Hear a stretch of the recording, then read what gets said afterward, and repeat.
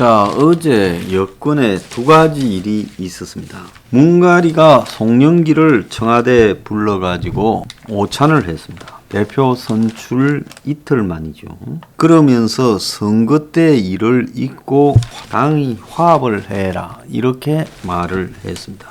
자, 선거 때 뭔 일을 한 모양이죠. 자기가 그러지 않았으면 선거 때 일 잊고라고 말하지 않고 그냥 당이 친문 비문 이렇게 싸울 일이 아니다. 나는 친문을 밀어주거나 이런 적도 없다. 그러니까 송 대표가 당에 이런 개파를 없애길 바란다. 이렇게 말을 하면 될 건데 문이 선거 때 있었던 모든 일들은 깨끗이 다 잊어주시고 화합해 탄팀으로 당을 이끌어 갔으면 좋겠다 했고, 송도 문 캠프 문이 대선을 치를 때 선대 본부장까지 맡았는데 날 왜 비문이라고 하는지 모르겠다며 대선 과정에서 고생했던 이야기를 말을 했다고 합니다.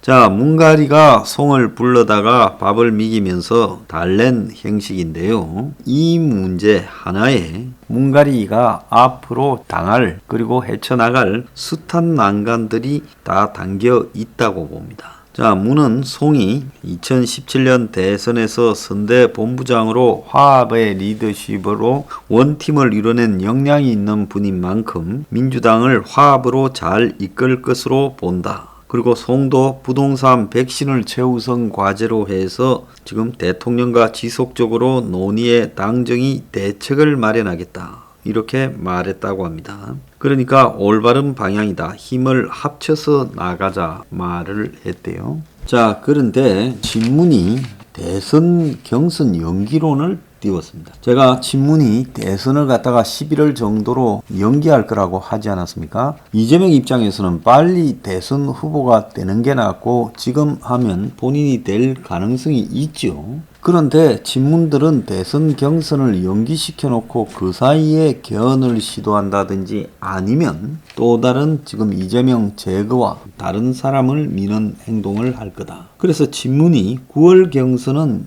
이 국민의힘보다 두 달이 빠르다. 우리는 먼저 후보를 뽑아놓고 쳐다만 봐야 된다. 자, 그러니까 이재명은 친문 후보 양성 시간 벌기다라고 주장을 하고 있습니다. 그래서 친문 진영이 선전포고를 했다라고 난리를 치는 이 내용이 뭘까요? 전재수라고 하는 부산 출신의 친문 핵심 의원이 대선 후보 경선 연기를 진지하게 고민해야 한다 하고 어제 말을 했습니다. 자, 이렇게 친문 진영에서 이 이야기가 떠돌아다녔지만은 공개적으로 이야기한 것은 처음이고 이재명을 견제하려고 이렇게 했다. 그래서 민주당에는 친문 진영이 이재명에게 선전포고를 했다. 한편으로는 문가리가 비문 송영길을 불러서 밥을 먹이면서 이 선거 때 일은 잊고 당을 화합하라 하고 친문은 그날 동시에 이재명을 향해서 포문을 열었습니다. 자, 전재수는 중단 없는 개혁과 민생을 위한 민주당의 집권 전략 측면에서 대선 후보 경선 연기를 검토해야 된다 말을 하며 특정 캠프 이재명 입장을 제외하면 당 소속 의원들이 대체로 공감하는 이야기다. 특정 후보의 입장 시각에서 이 문제를 피곤하게 논쟁해서는 안 된다라고 말을 했습니다. 민주당 당헌은 180일 전에 뽑게 돼 있어요. 대선 180일 전에. 그러면 대선이 3월 9일이니까 9월 9일 이전까지 대선 후보를 뽑아야 된다는 거죠.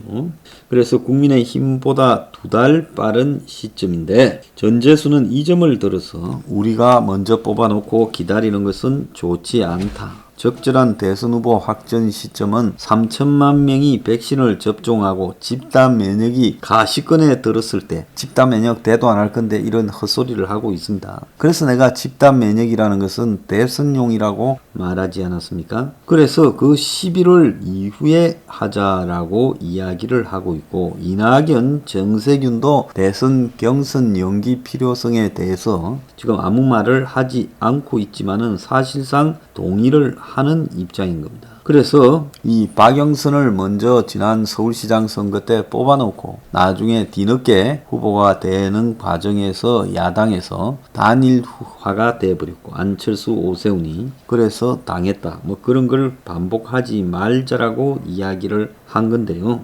자, 정세균 척근도 사실상 여기에 가담하고 이낙연도 뭐 가담하는 걸로 보입니다. 그래서 이재명 척근들이 이 문제를 가지고 친문 후보를 만들어내기 위해서 시간을 벌겠다는 거 아니냐. 자, 이재명이 견제용이냐라고 이야기를 하고 송영길은 당 차원 논쟁으로 키울 일이 아니다라고 말을 하며 특정 후보를 배제하거나 불리하게 룰을 바꿀 수 없다. 경선 일정을 미룬다면 후보 간에 합의가 돼야 된다. 자, 이 측면에서 보면 송영길이 이재명을 지지하고 있다는 게 명확하게 보여요. 이재명은 어제 이 봉화마을에 가서 이제 노무현 유지를 잇겠다 해서 친문 친노 분리 작전에 들어갔는데 최근에 미국에서 귀국한 양정철을 만나가지고 대선 논의를 했고 청와대와 거리가 멀어진 양정철이 본격적으로 이재명을 지지하고 대선 게임을 지금 하려는 걸로 보입니다. 자, 그런데 지금 여권의 내부의 지금 입장들을 보면 어떤 행태로든 문이 지금 송영길을 안 만들려 하다가 되고 나니까 선거 때 일은 잊고 화합하자 하고 또 이 이재명을 제껴 보려고 대통령 후보 선출을 갖다가 2달 이상 연기하려고 하고 자, 11월이라는데 굉장히 집착하면서 11월 달 되면 백신과 집단 면역을 해결할 수 있을 것처럼 사기를 치고 있고 또 한편으로 오늘 나온 내용들을 보면 문가리가 전반적으로 지지율이 이번 주에 다 반전이 됐다. 갤럽에서도 5% 올랐다. 뭐 RN서치에서는 39.5까지 갔다.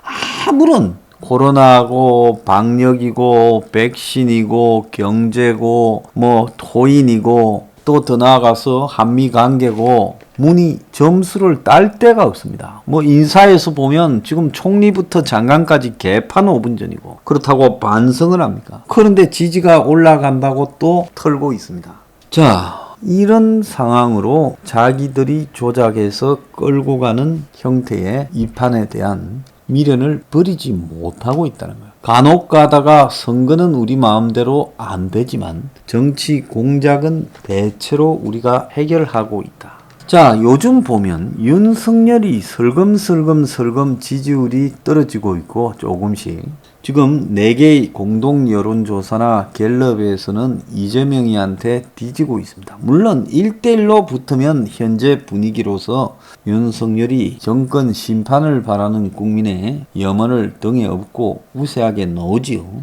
그렇지만은 전체적으로 지금부터 이렇게 힘이 빠지기 시작해서 본격 등장도 안 했는데 힘이 빠지고 있다. 이거는 윤이 제가 이야기한 대로 매우 잘못된 포지션을 취하고 있다. 그렇게 제가 이야기를 하지 않았습니까? 직접적이고 민주적으로 국민 앞에 나서서 대선을 가야 될 이유를 말해야 될 건데 뭔지 지금 이렇게 뭔가가 덜미가 잡혀서 눈치를 보면서 움직이는 모습을 하고 있어요. 그렇다고 정권이 윤을 갖다가 막 패대기 치는 것도 아니고 윤에 대한 공격도 멈추고 적절하게 지지율을 관리해주는 듯하게도 보입니다. 왜? 이재명을 제끼기 위해서요. 그런데도 저렇게 나온다는 것은 윤이 문제가 많다는 겁니다. 지금 2030에서 윤석열이 지지율이 높지도 못해요. 이재명의 절반 수준밖에 안 된다고 합니다. 그럼 왜 윤석열은 2030에서 지지를 못 받느냐? 윤석열이 하는 행태를 보면 딱 보면 어떤 기득권에 성공한 사람이 대중과 만나는 그런 형태로 이렇게 보이잖아요. 거기에다가 지금 국민의힘이 이 당 대표 선거가 나경원하고 주호영이 대결로 가고 있다. 진짜 진부하지요. 그리고 영남당처럼 가고 있다. 4.7 보궐선거에서 승리하고 한 달 동안에 당선된 오세훈이와 박영준이가 하는 꼬라지들도 웃긴다. 그래서 국민의힘의 보궐선거 승리 이유를 조사한 내용에 보면 더불어민주당이 잘못해서 61, 전임 시장 잘못에 대한 심판 때문에 18 이렇습니다. 국민의힘 정책과 공약이 좋아서는 3, 후보가 좋아서 3, 제1야당으로 활동을 잘해서 3, 단 7%만이 국민의힘의 자체적인 이유로 지지가 있었고 나머지는 다 이 소극적인 심판이라. 그런데 지금 황교안이 나와서 설치고 홍준표 복당하고 나경원이 대표 나오고 주호영이가 되든 나경원이가 되든 뭐가 다른 거냐. 참 기가 차다고 보고 있습니다. 그러면서 지금 당의 분위기로 보면 굳이 윤석열을 지금 끌어들일 필요도 없다. 자, 진보 26, 보수 26, 중도 33이라는데 저 당이 미래가 있겠느냐? 저는 별로 없다고 보고 있습니다. 그래서 문가리가 자신을 하는 거예요. 이재명이를 적당히 제끼고 또 정치 공작을 통해서 뭔가를 움직여 보면 나한테 충분한 칼자루가 있다. 그래서 내가 만들어 갈 수 있다. 저 인간이 하나 모르는 거는요. 경제가 언제까지 지금처럼 끌어갈 수 있을 거라고 보고 있다라는 게 경제를 변수로 간주하지 않는다라는 게 치명적인 허점입니다. 이 나라 정치 수준이 이렇게도 허약한가? 참으로 한심하다고 보고 있습니다. 결국은요. 외부적 심판에 의해서 정치도 심판되는 형태로 갈 수밖에 없다고 봅니다.